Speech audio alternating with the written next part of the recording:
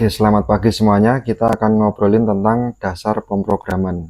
Nah, untuk awal-awal ini, tema kita kali ini adalah pengenalan dasar pemrograman dan perkembangan teknologi pemrograman modern yang mendukung multi-platform. Nah, jadi multi-platform di sini tidak hanya seperti kita membuat aplikasi yang bisa diakses dari mana saja, misalnya dari handphone, dari laptop, web browser, dan lain-lain. Tidak hanya seperti itu, tapi karena kita ngomongin pemrograman, jadi kita ngomongin tentang bagaimana kita melakukan orkestrasi server atau orkestrasi sistem ya. Jadi database itu bisa dipecah di mana, atau kalau tidak databasenya itu di lokasinya di mana. Sementara saya bisa menginstal aplikasi di handphone, terus di sebuah domain hosting web biasa, tapi di domain atau di handphone itu tidak ada databasenya. Tapi databasenya itu kita taruh di server yang mana gitu. Jadi memang tidak stand alone gitu istilahnya. Diinstal di situ ya udah di situ gitu, enggak. Jadi memang komunikasi datanya kita akan belajar tentang itu ya. Jadi kita ngomongin multi platform yang lebih detail lagi. Oke, pertama kita akan kenalan dulu dengan konsep dasar pemrograman ya, serta teknologi pemrograman modern yang mendukung pengembangan aplikasi multiplatform. Nah, seperti kita tahu kemarin kita sudah ngomongin tentang server-server yang bisa kita gunakan sebagai kontainer ya, sebagai server yang nanti akan diakses. Tentu kalau kita ngomongin itu bisa diakses by internet. Kalau kita punya server dedicated di rumah kita sendiri atau di kantor kita sendiri, berarti kita butuh IP publik ya. Biasanya IP publik itu disediakan oleh provider internet ya. Jadi langganan kita harus ditambah paket seperti sewa IP publik dan lain-lain. Jadi agar server bisa diakses dari luar. Oke. Pemrograman adalah keterampilan penting yang mendasari hampir semua teknologi saat ini, dan pemahaman yang kuat tentang dasar-dasar ini sangat penting untuk berhasil di bidang ilmu komputer. Memang di zaman sekarang kita tidak hanya ngomongin tentang bagaimana menulis sintak-sintak program, kode-kode program, itu semua bisa dihandle oleh AI ya, yang biasa dipakai. Kalau kita suruh menulis apa dia tahu, tapi kita tidak boleh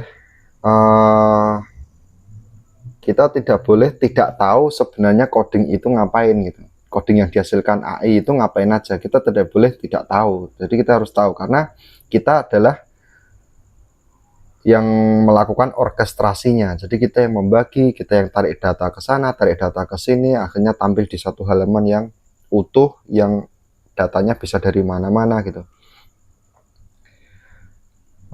Kalau zaman sekarang orang bilang vibe coding gitu ya. Vibe coding itu contohnya seperti ini. Bisa membuat apa aja gitu. Pakai apa? Pakai Node.js, pakai Vue.js, terus pakai Next.js mungkin. Tapi giliran ditanya tentang JavaScript dia nggak ngerti. Nah itu kan masalah sebenarnya. Sebenarnya Node.js dan Vue dan lain-lain itu bahasanya JavaScript gitu. Bahasa dasarnya, bahasa natifnya itu adalah JavaScript. Jadi nanti kalau dihasilkan AI seperti apa kita nggak ngerti. Hasilnya benar, tapi dia ini bagaimana gitu, nggak ngerti nanti. Karena ada beberapa hal yang bisa terjadi ya dari AI itu. Codingnya itu memang terkadang tidak optimal dalam segi menyesuaikan logiknya kita gitu. Jadi kita yang memegang logiknya, kita yang istilahnya yang merancang dari awal. Nah, seperti halnya untuk penarikan data menggunakan query, nah itu terkadang asal hajar aja di AI itu, tapi AI menghasilkannya itu ya benar, namanya benar, tapi kan optimasinya itu tentu harus kita tambahkan gitu. Seperti kita menghindari query n+1, terus kita melakukan modifikasi struktur data dulu di situ, baru ditampilkan ke user. Jadi mana yang akan berjalan di front end dan mana yang kita hajar dulu di back end, baru tampilannya itu tinggal membaca. Jadi tidak ada proses. Jadi seperti itulah kita mengoptimasinya. Jadi memang kita harus mengerti walaupun dibantu AI gitu. Nah, ini masih dasar. Kita akan ngomongin lebih banyak lagi ke depannya. Pemahaman dasarnya itu adalah pemrograman adalah proses menulis, tentu ya. Menulis, menguji, dan memelihara code sumber dari program komputer. Terdapat berbagai bahasa pemrograman yang berkembang seiring kemajuan teknologi, tentu ya. Banyak sekali kita jumpai dan model-modelnya juga agak semakin baru. Pada tahun 2026, kita melihat tren yang semakin mengarah pada pengembangan aplikasi yang dapat berjalan di berbagai platform, termasuk web, desktop, dan perangkat mobile. Beberapa bahasa pemrograman yang populer saat ini, mungkin saya ambil contohnya itu simpel aja. Yang pertama adalah JavaScript. Nah, tentu ya. JavaScript ini unik. Bukan unik, tapi sesuatu yang layak untuk kita pelajari. Bahkan boleh juga harus kita pelajari. Karena apa? Teman-teman tahu kemarin ya, kalau kita menuliskan code PHP misalnya, dia akan berjalan di server yang dibaca oleh server. Tapi kalau kita menuliskan code HTML, itu akan dijalankan di front end ya, di browsernya pengunjung ya, pengguna gitu ya. Jadi ada yang bisa berjalan di front end, ada yang di back end. Nah, JavaScript ini bisa dua-duanya. Dia bisa menjadi front end, seperti Next.js dan lain-lain itu. Dia juga bisa menjadi back end. Ya. Dan tentu ketika menjalankannya, kita run dulu services-nya, lalu berjalannya lebih cepat ya. Kabarnya sih gitu, tapi akan kita uji coba nanti ya. Metodenya interpreted, keuntungan spesifik, multi-platform, jelas ya. Banyak sekali yang bisa menjalankan JavaScript dari mobile, dari web based dan lain-lain bisa, dan cepat. Lalu banyak library juga di JavaScript. Ya, contohnya yang sudah pakai ya Netflix ya, setahu saya. Netflix. Jadi pengembangan aplikasi front end-nya itu pakai JavaScript ya. Ya tentu pakai library khusus juga, tapi basicnya tetap JavaScript. Ada lagi Python ya, bahasa pemrograman Python. Jadi metodenya tetap interpreted, lalu keuntungan spesifiknya sangat mudah dipelajari ya. Banyak digunakan dalam artificial intelligence atau AI atau kecerdasan buatan, yang di dalamnya ada machine learning, deep learning, ada memprediksi data analisis ya. Data analisis itu bisa memprediksi, mengklasifikasi. Itu lebih simpel dan lebih banyak sekali untuk library-nya itu pakai Python. Jika kita belum memasangnya di server, kita bisa menggunakan Google Colab ya. Di sana kita bisa menjalankan Python tanpa kita install apapun. Kita codingnya itu di web. Contohnya yaitu Google. Google itu dalam menganalisis data menggunakan machine learning itu pakainya Python. Ya, saya temukan di dokumen Google kemarin ya. Lalu ada bahasa pemrograman Java. Ya, metodenya itu compiled ya. Keuntungan spesifik, portabilitas ya, banyak digunakan di enterprise. Jadi di skala besar itu memang banyak menggunakan Java. Contohnya adalah Meta gitu ya. Pengembangan aplikasi backend-nya itu pakai Java. C#, nah, C# itu keluarganya C dan dia dari Microsoft ya. Itu compiled metodenya, lalu keuntungan spesifiknya yaitu integrasi dengan Microsoft tentunya. Dan kuat sekali dalam game development ya. Contohnya Unity ya. Kalau teman-teman mau bikin sebuah game gitu bisa pakai Unity. Nah, itu pakai C# itu untuk engine-nya. Jadi pengembangan game multiplatform.